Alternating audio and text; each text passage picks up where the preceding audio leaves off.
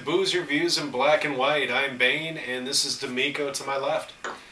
Today we got a bourbon for you, Woodford Reserve. What do you know about it, Demeko? I know nothing about Woodford Reserve. No, just kidding. I know that it's a fantastic Kentucky straight bourbon.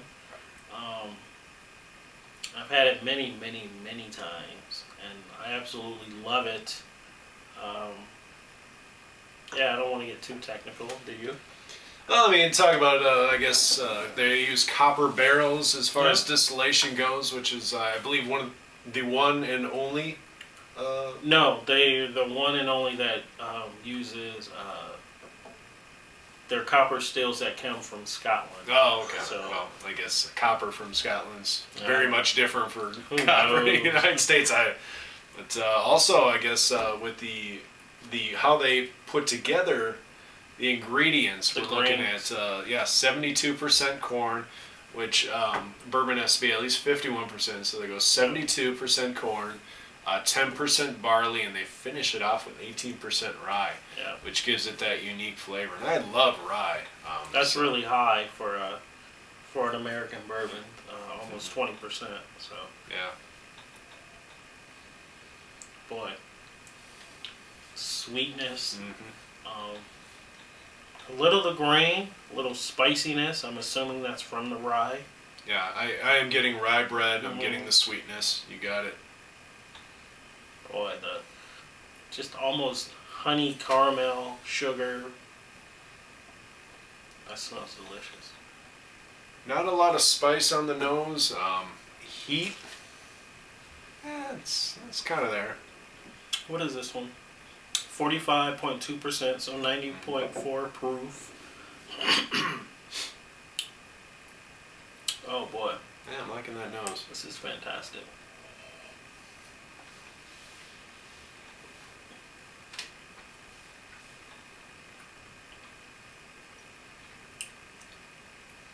It's got a little sharpness to it. It finishes off nice and warm, which I really like. Absolutely. You get the honey, you get that caramel finishing you off. Up front, I'm going to have to try it again because you get that alcohol spike right away on your first drink, usually, with a lot of things. So, yeah, I'm impressed that, you know, over the years I've frequently have gotten to know a bottle of Woodford Reserve. Same difference. Yes, yeah. I apologize. Woodford Reserve. But I do have to say something about their quality control, which is something I didn't learn until probably a year ago, that they actually own their own cooperage. That means that they make their own barrels. I mean, they toast them, they do the whole nine. So the quality control from beginning to end is completely in their control. I mean, that is a fantastic thing if you want to keep consistency, especially in something that's you know, a whiskey that's going to be agricultural based, because it's really hard to keep things going together from year to year, and I'm sure that helps their master distiller and master blender. Makes their job a little bit easier so that they can focus on more of the nuances. I didn't want to get that nerdy, but... No, that's good. Going back to the palate, now that I've taken a couple of drinks of this, I'm getting a little bit of the charred oak, toasty oak, and a little bit of the kind of the minerals and the chemically action, almost like the tar that we were talking about a while ago. I'm getting that right at the beginning, but again, this thing is finishing very nicely. So yeah, with I typically don't add water to Woodford. It's a softer beginning. How do I say that right? A more inviting entry on the palate, but then it kind of ramps itself up. You get a little sweetness, a little spice. I don't want to say a punch, but maybe just a little nudge to let you know it's here. I'm a whiskey, respect me. But then it kind of softens, you know, it relaxes to a creaminess and just a hint of saltiness. I don't know why I get that all the time, but I do. But it's fantastic. You can add a drop or two of water to it to open it up a little bit if you wanted. I personally don't, because this is perfect for me right out of the glass. Definitely. I'm liking it. I'm definitely liking the rye.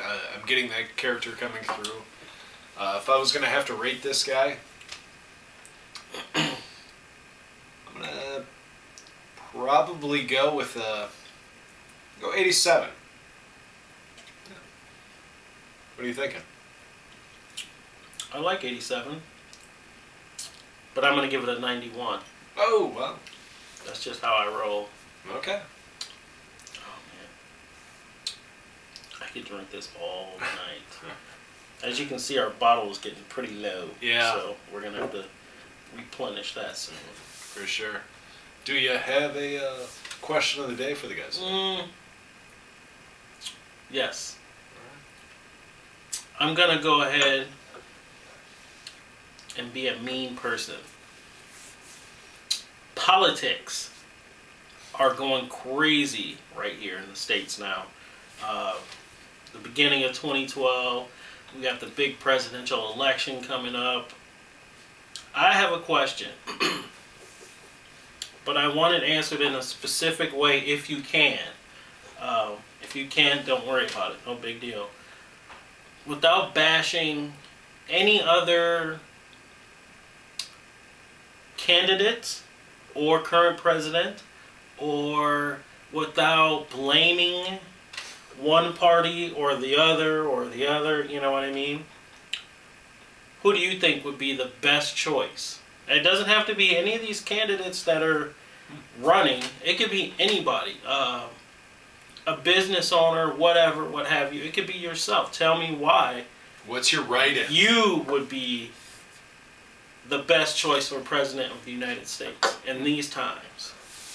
Yeah, you know they're all going to vote for themselves. That's how. Hey, I'm okay with that. If we get some good enough comments, I might vote for one of them. So I'm all about a booze reviewer being in the office, baby.